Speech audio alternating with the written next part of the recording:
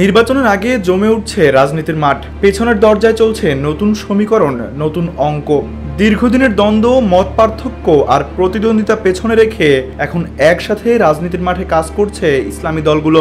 তাদের লক্ষ্য জাতীয় নির্বাচনে বিএনপিকে চ্যালেঞ্জের মুখে ফেলা।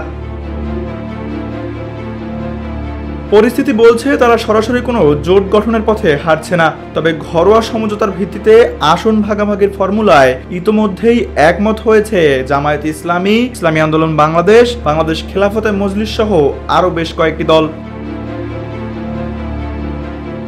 রাজনৈতিক বিশ্লেষকরা বলছেন, ছাত্র জনতার অভ্যুত্থানের পর পাল্টে যাওয়া পরিস্থিতিতে নতুন করে মেরুকরণ হচ্ছে ইসলামী রাজনীতির ভেতর। বিএনপি জামায়াতের দীর্ঘ 2 দশকের সম্পর্কেও এসেছে ফাটল। অন্যদিকে এতদিন সাপে নেউলে সম্পর্ক থাকা জামায়াত ও চরমনাই পীরের ইসলামী আন্দোলন এখন একই লক্ষ্যকে সামনে রেখে এগোচ্ছে। এ বিষয়ে জামায়াত নেতা মোহাম্মদ আব্দুল হালিম বলেন, নির্বাচনে আমরা এমন একটি ফর্মুলা চাই যেখানে ভোটাররা বিভ্রান্ত না হয়ে একটি নির্দিষ্ট প্রতীকে ভোট দিতে পারেন।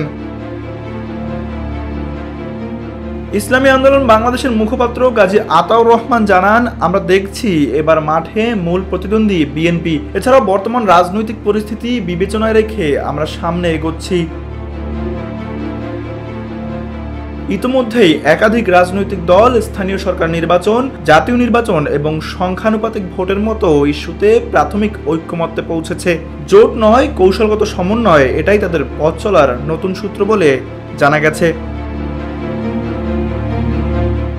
রাজনৈতিক পালাবদলের এ সময়ে ইসলামী দলগুলোর এই একাত্মতা নতুন করে প্রশ্ন তৈরি করেছে, তাদের কৌশলগত ঐক্য কি আদৌ বিএনপিকে চাপে ফেলতে পারবে, নাকি আবারও বিভক্তির চক্রে আটকে পড়বে এই উদার সমঝোতা।